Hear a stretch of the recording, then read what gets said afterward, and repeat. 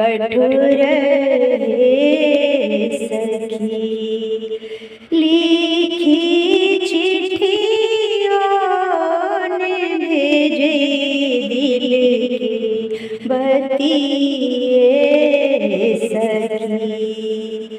अगहना गाना कर लेखिन सखी।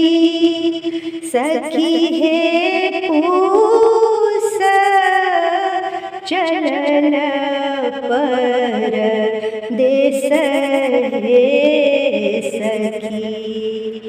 माघही जारा लगई छे सखी। सखी हे चिट्ठियों ने भेजे दिल की बतिए सखी। ननदिया के भैया कठोर हे सखी। फागुन धूम मचई छै सखी।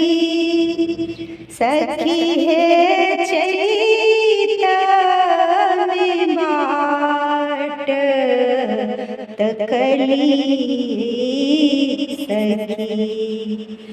बैसाख गरमी उखम सखी। सखी है जेठ में बाट जोहली सखी। ननदिया के भैया कठोर हे सखी। अखारही बाढ़ अबई छै सखी।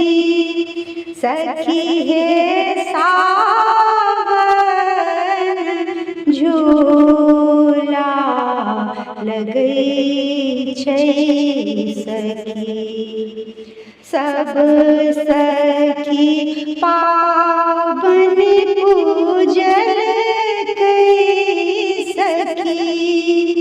सखी हे भादव वर्मा भयावन हे सखी। आसीन मेला लगई छै सखी। सखी हे कार्तिक कंदन एलखिन सखी। लिखी चिट्ठियों भेजे दिल की बतिए सखी। ननदिया के भैया कठोर हे सखी।